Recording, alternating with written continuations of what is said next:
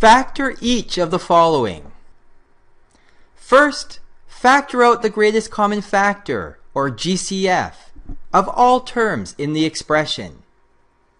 If you end up with something of the form ax squared plus bx plus c, where a does not equal 1, first, look for two numbers, p and q, such that p plus q equals b and p times q equals a times c.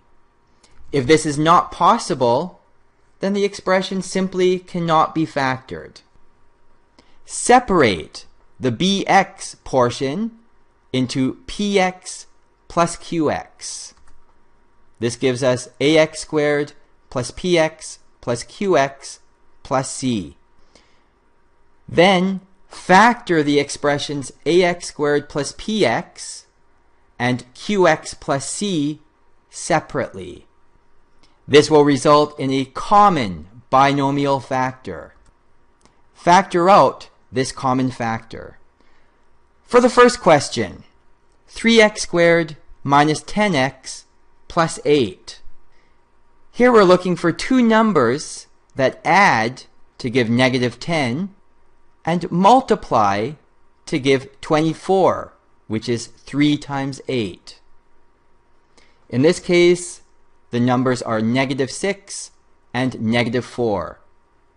We then rewrite the expression 3x squared minus 6x minus 4x plus 8.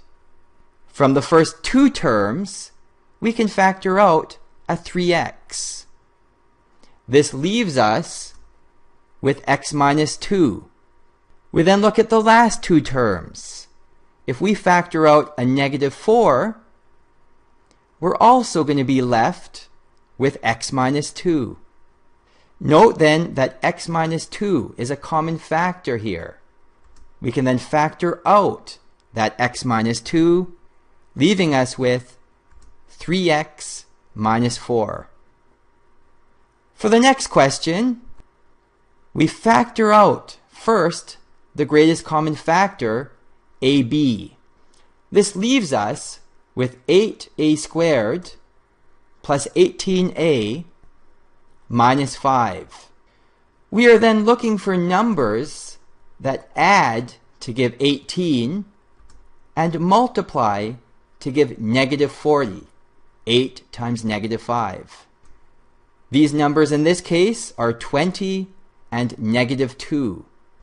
We then rewrite as ab times 8a squared plus 20a minus 2a minus 5. Out of the 8a squared plus 20a, we can factor out a 4a.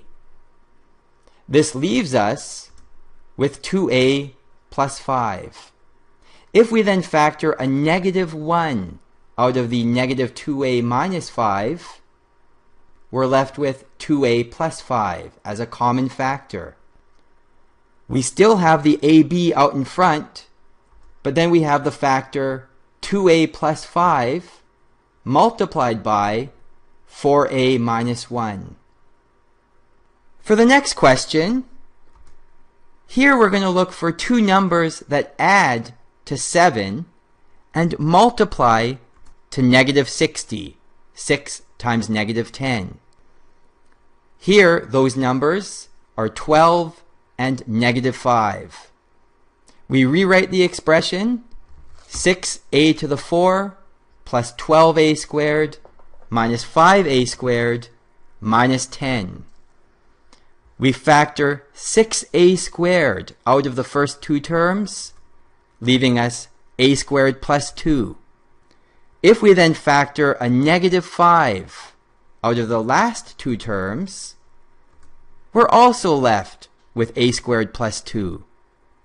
The a squared plus 2 then is a common factor that we can factor out, leaving us with 6a squared minus 5.